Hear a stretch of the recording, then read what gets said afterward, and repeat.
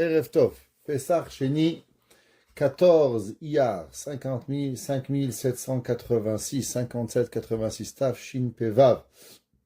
On va commencer ce soir, comme d'habitude, avec quelques minutes par rapport au Shabbat.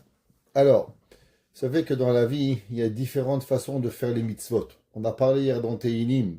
Il y a Bnei Israël, Beosav, des gens qui font les mitzvot, ou Bnei Tzion, il y a Gilou Ben Malkam. Ou bien il y a des gens qui le font avec une joie, avec une différente approche de faire les mitzvot. Hachamim nous disent que la pire des choses qui peut arriver à une personne, ça s'appelle de faire les mitzvot d'une façon machinale. Il y a des gens, toute leur vie, ils se lèvent, mettent la perruque, mettent la kippa, mettent des tzitzit. C'est une machine, un robot.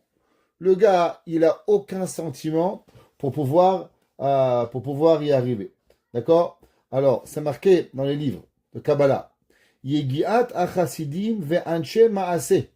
Le but et la force et le travail d'un homme pieux, behachanat alev kodem kiyum kol mitzvah.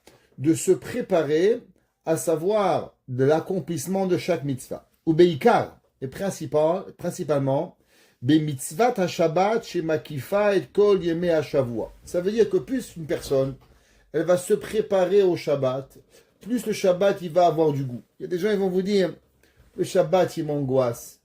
Le Shabbat, j'ai envie de rien faire. Malheureusement, pourquoi? C'est parce que la préparation du Shabbat, elle n'est pas là.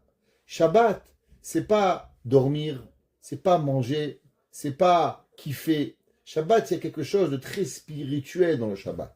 Le Shabbat, c'est le moment où l'âme et le corps, ils deviennent une personne. Vayi Yom HaShishi, Vayichulu HaShamayim ve'aretz. Qu'est-ce que ça veut dire?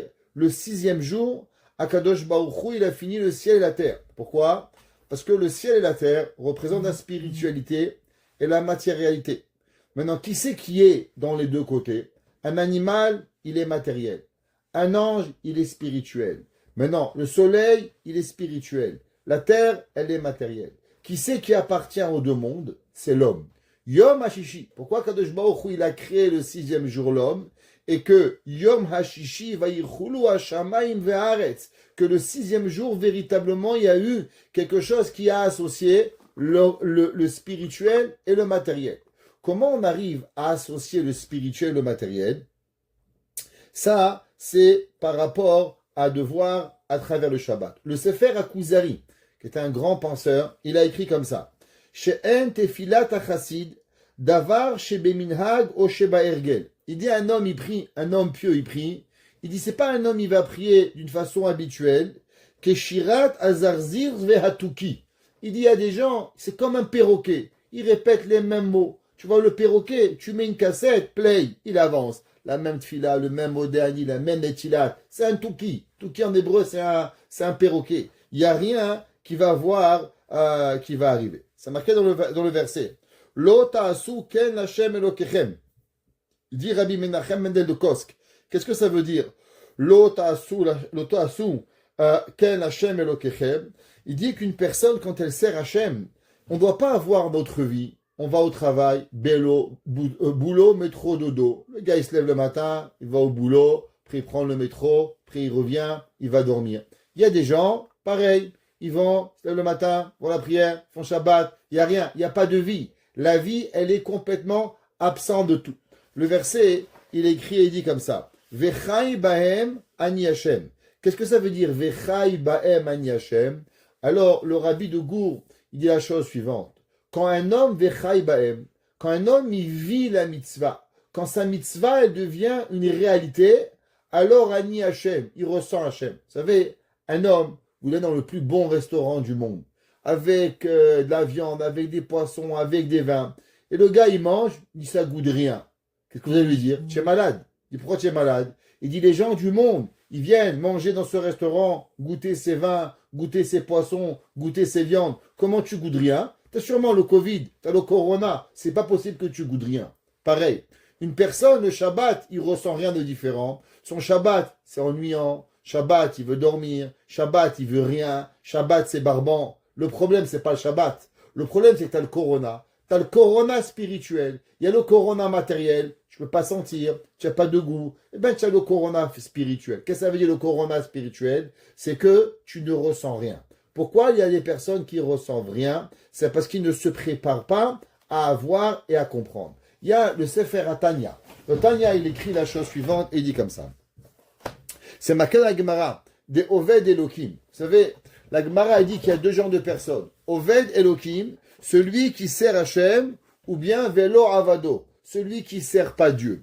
Qu'est-ce que ça veut dire? Il y a des gens qui servent Dieu et il y a des gens qui ne servent pas Dieu. De quoi on parle? Un gars, il est Al Capone? De quoi on parle? La Gemara dit non. Vous savez de quoi on parle? On parle d'un homme qui a appris un livre 100 fois.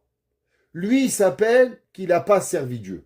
Mais celui qui a lu le livre 101 fois, alors lui, il s'appelle qu'il a servi Hachem. Pourquoi? Il dit le Tanya, à l'époque du Talmud, les gens répétaient l'enseignement de la Torah 100 fois.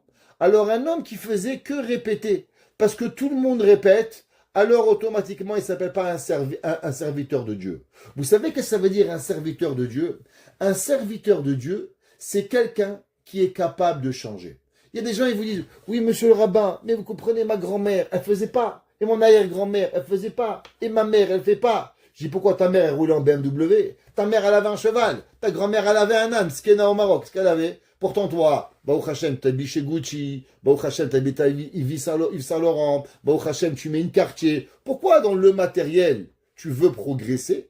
Mais quand il s'agit de la religion, tu veux garder exactement pareil de ce que tu as. Il dit le Baal Tanya qu'il n'y a rien de plus grand, mais il n'y a aussi rien de plus difficile dans la vie que de changer quelque chose. Imaginez-vous, un homme, il étudie 100 fois un livre. Si tout le monde étudie 100 fois, il ne s'appelle pas quelqu'un qui sert Dieu. Pourquoi? Parce que tout le monde le fait. Qu'est-ce que ça veut dire servir Dieu? Servir Dieu, c'est faire quelque chose que toi, tu vas être particulier. Quand quelqu'un, il rentre le Shabbat, quand il vient le Shabbat, il rentre dans votre maison, est-ce qu'il voit la même chose que tout le monde? Un verre de vin, un verre de chalot, une salade sur la table de tchouktchouka? Ben, il n'y a rien. Vous savez quoi? Votre maison, elle ne vit pas Shabbat. Vous savez comment votre maison va vivre Shabbat? Quand il va y avoir une touche particulière, quand il va y avoir quelque chose, dire waouh, j'étais chez Madame Untel, c'était magnifique, elle avait telle chose. J'étais chez Monsieur Untel, c'était magnifique, il avait telle chose. Quand je viens chez vous, quand vous venez chez moi, vous voyez quelque chose de particulier qui me représente, qui vous représente. Ça s'appelle un Oved Hashem. Ça veut dire servir Hashem. Mais si je fais la même chose que tout le monde fait, alors automatiquement, il n'y a rien. Il y avait un jour, on raconte, un homme, il ne connaissait pas les fêtes, il ne savait pas trop. Alors il a dit à son fils, va chez le voisin, regarde qu'est-ce qu'ils font là-bas, et tu me dis, je vais faire pareil. Alors l'enfant, il est allé à la fenêtre, et il a vu le père qui frappait le fils. Il a vu qu'il lui mettait une tannée. Alors le fils, il revient, il ne va pas dire à son père que le voisin, il frappe le fils, il ne va pas prendre des coups. Alors il dit, qu'est-ce que tu as vu? Il dit, j'ai rien vu. Il dit, quoi, tu n'as rien vu? Tu es parti, tu n'as rien vu? Il dit, non. Le père, il se lève, il le frappe. Il lui dit, quoi, tu n'as rien vu? Ping, pang. Il dit, papa, si tu savais déjà qu'il fallait me frapper, pourquoi tu m'as envoyé là-bas? Alors, pareil, l'homme, il doit savoir, on ne veut pas répéter, on n'est pas un touki, on n'est pas un perroquet. Le Shabbat, chaque fois qu'il y a Shabbat, comment on a prié? Pourquoi il y a une parache Tashavua? Pourquoi chaque semaine, on lit une différente portion de la Torah? Pourquoi on ne répète pas la même paracha? Chaque Pessah, la même paracha. Chaque Sukkot, la même paracha. Pourquoi chaque Shabbat, Bereshit, Noach, Lecha, Veira, Haïsara, pour avoir un nouveau? Pourquoi le rabbin donne un nouveau Dvar Torah? Parce que chaque Shabbat, on doit être touché différemment. On doit avoir quelque chose de nouveau. Avec quoi cette chose nouvelle, elle va nous apporter à avoir un Shabbat différent. Il y a des gens, ils peuvent vivre 52 Shabbats par an, et pourtant le Shabbat, il les a rien touchés. Vous savez pourquoi? Parce qu'ils ne se sont jamais arrêtés à réfléchir pour une seconde. Qu'est-ce que ça veut dire Shabbat? Qu'est-ce que ça veut dire manger? Qu'est-ce que ça veut dire deux chalot? Pourquoi il y a deux chalot en long? Écoutez le cours qu'on a fait cette semaine sur Torah Box par rapport aux chalot. Comment les chalot elles sont faites? Pourquoi elles sont faites? Combien de secrets il y a juste dans deux chalot? Comment ça rappelle le Beth Amikdash? Comment ça rappelle le Shulchan? Comment ça rappelle les Kelim? Tout ça, comment on y arrive? Parce qu'à un moment, il faut s'arrêter. À un moment, il faut réfléchir. À un moment, il faut demander à Kadosh Baruch Hu. Vous savez, on a déjà dit. Rabbi Nachman de Breslev, il dit, pourquoi avant de prier, on dit Hashem sefatai tiftach ufi agit yatecha. Dieu ouvre ma bouche et que je puisse te parler. On parle toute la journée, on dit plein de bêtises au téléphone. D'un coup, on commence à prière, alors on demande à Dieu. La réponse, elle est, c'est exactement pour ça. Un homme, dire des bêtises, on sait. Mais non, dire une vraie prière à Dieu, c'est difficile. Et pour pouvoir prier à Hachem, qu'est-ce qu'on a besoin? On a besoin de demander à Kadosh Baruch Hu que notre bouche, elle ne dise pas des bêtises et qu'elle va vraiment prier. Hachem, c'est fatal tiftach ou fi egil teatecha. Vous n'avez jamais demandé la question pourquoi on doit allumer les bougies de Shabbat?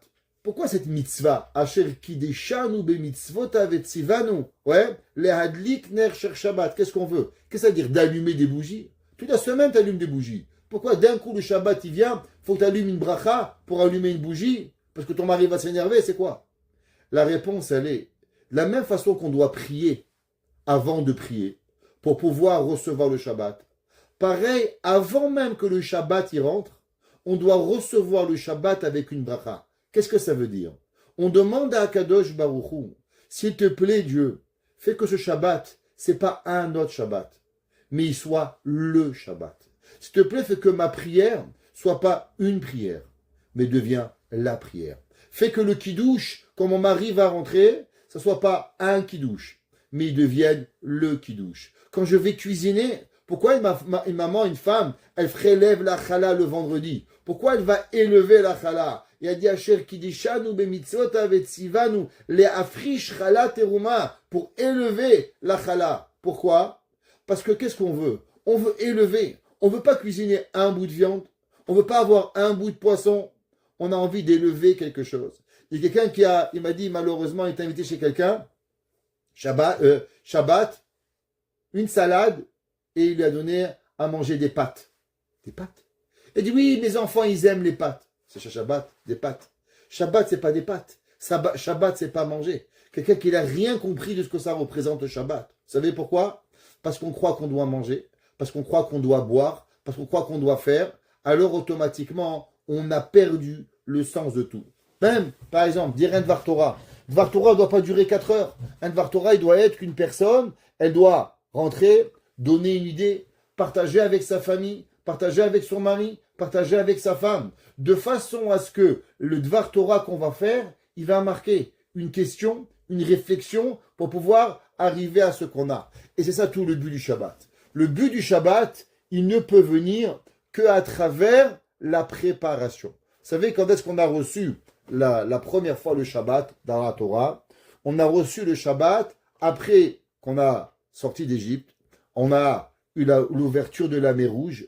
Après l'ouverture de la mer Rouge, alors on était 3 jours, on n'avait pas d'eau. Et là-bas, la Torah dit de quoi on parle? 3 jours sans eau. C'était les 3 jours qu'il n'y avait pas de Torah. Alors, Amara, Kisham, Sam, Lo, Choku, Mishpat. Là-bas, Kadosh Baruch Hu, il nous a donné la Shabbat. Pourquoi on a reçu le Shabbat avant même Matan Torah? La réponse, elle est parce qu'une personne, comment une personne, elle devient gripsou? Comment une personne, elle devient attachée à son matériel? Comment ça se fait que le peuple juif, pendant 3 jours après l'ouverture de la mer Rouge, ils ont pris le temps de ramasser de l'argent et de l'argent et de l'argent et de l'argent et de l'argent et d'argent? Je ne comprends pas. Qu'est-ce qui leur a manqué? Pourquoi ils avaient besoin tellement d'argent? Dieu leur a donné des millions quand ils sont sortis d'Égypte. C'était quoi le but de prendre tellement d'argent au moment de l'ouverture de la mer Rouge?